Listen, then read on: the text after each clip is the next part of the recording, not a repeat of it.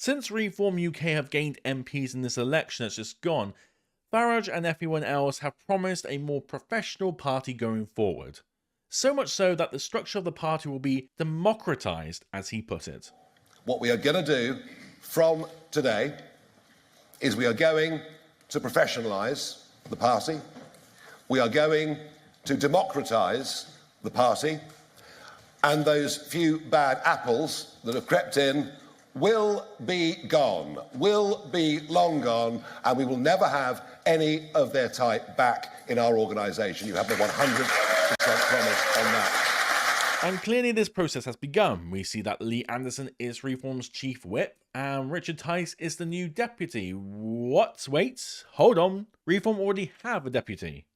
This guy. I mean, the obvious question is he a useful idiot for Putin or just an apologist and an appeaser? Well, he's neither. A man well liked in the party, a man who defends Nigel when the media comes after him, yet, because he didn't win a seat in Parliament, he is ousted as deputy leader by Tice. Someone not everyone is keen on, let's just say. Some supporters of reform, and I'll leave it at that, who think that going in a Farage-ish direction and away from a we're not racist with a party of true diversity Tice direction would be much easier if Farage wins his seat and Richard doesn't win. Because Richard has pumped a lot of money into reform to help set it up and therefore has a lot of influence over it. He's bad for reform. He is demonstrably, is objectively bad for reform. He disenfranchises the native population who are disenfranchised with the political class. He's also just bad at it. You saw the diversity video. It looked like it was a GCSE media but there's loads of them now. There's loads of them. Apparently, we're all racist. Apparently, we're all big. Apparently, we're all xenophobic. Apparently, we're all far right. There's loads of this sort of diversity nonsense that they keep wheeling out. After it was criticised, ridiculous. About a week later, and I think it was yesterday, they reposted it to Twitter, YouTube, all that. So they're It's like they're like, yeah. And also, not being funny, Ben Habib is the man who's going on GB News saying the indigenous English population, the only ones you're allowed to be racist against, and we should put their interests first. Tell you what foments division. It is the so-called notion of diversity, equality and inclusion, which is the regulatory and legal framework that government has put in place in order to champion and celebrate ethnic minorities, religious minorities and transgender ideology and all that sort of thing over and above, and largely to the detriment of the majority of the people in this country. Okay. It is a kind of form of reverse racism.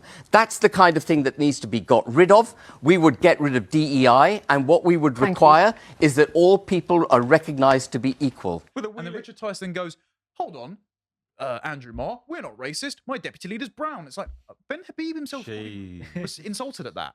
Like, he's not happy with that. Sure. The question is, was this a good move? Well, it's not that simple. It's both a yes and a no. Yes, I do think the priority for the two most visible positions, the leader and deputy leader, in a political party should reside with its elected representatives. The only exceptions to this is when you are dealing with devolution factors. Basically, like with SNP, the Scottish National Party, have MPs with a designated Westminster leader, but the main leadership are Scottish-based. The problem here is not that they have done it. The problem is how they have done it. You just saw Nigel speak of democratisation, and yet Ben was ousted. This decision should have waited until such a structure was in place. No harm would have come to the movement overall by doing so. It smells of a jobs for the boys mentality, but to be honest, this isn't the issue that people should focus on. Ben himself has made it clear he is sticking with reform. Now, I know that, you don't want to say too much and you're considering your future at the moment, but your tweet today did, of course, reveal that you're not particularly happy with the way this has been done. So you're much loved among the Reform UK family, as it were, and I don't know how diplomatic you're going to be about it, but let me tell you, a lot of your supporters, a lot of the party's supporters are extremely unhappy. All I'm in it for is a proud, independent, sovereign, prosperous United Kingdom with an economy that works, with a culture that is settled, and with Northern Ireland and our constitutional integrity intact.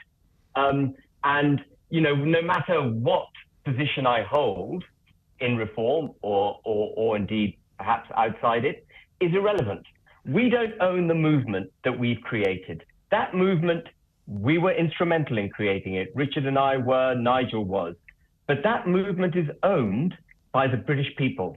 And in that regard, what's critical to me is that Reform UK is governed properly and that decision processes are made properly, consensually, and so on. And what I'm really I don't really care whether you call me deputy leader or call me the guy who does the bogs. It makes no difference to me. What should be the focus is who they have appointed as the new chairman, which to me is a separate issue, replacing Richard Tice.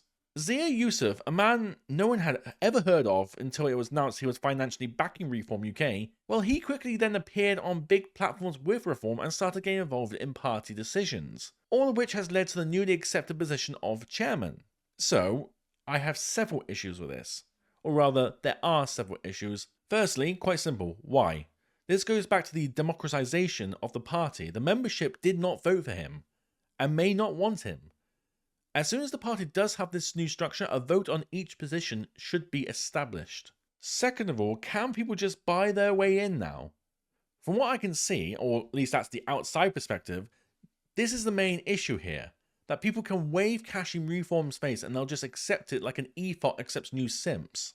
But thirdly, and this is not a perspective held by everyone, but it is held by a great many, this decision will alienate or has alienated that part of the public who are worried about certain sensitive issues such as Muslim integration. What I mean by this is issues with sectarian politics, with grooming gangs. There is a faction of the public, rightly or wrongly, who believe that having someone who is a member of this faith in a position of power means the party's MPs will lack when opportunity arises to talk about these issues in Parliament. That you have been muzzled by DEI requirements or wokeness. So to counteract this, it's quite simple. It is now on you to make these thoughts unjustified. It's on you to show you will stand for all those who cannot stand for themselves. It is on you to show that the values you claim to hold out of office are the same ones you have in office. Nigel heads back to his job at GB News this Tuesday. Now, this would be a perfect opportunity in the opening 5 or 10 minutes of that first episode back to talk about this. I'm sure in reality he is a nice guy, but this could not have come at a worse time. But anyway, that's something for you to ponder, not me. Thank you for watching. I'll see you all again soon. God bless.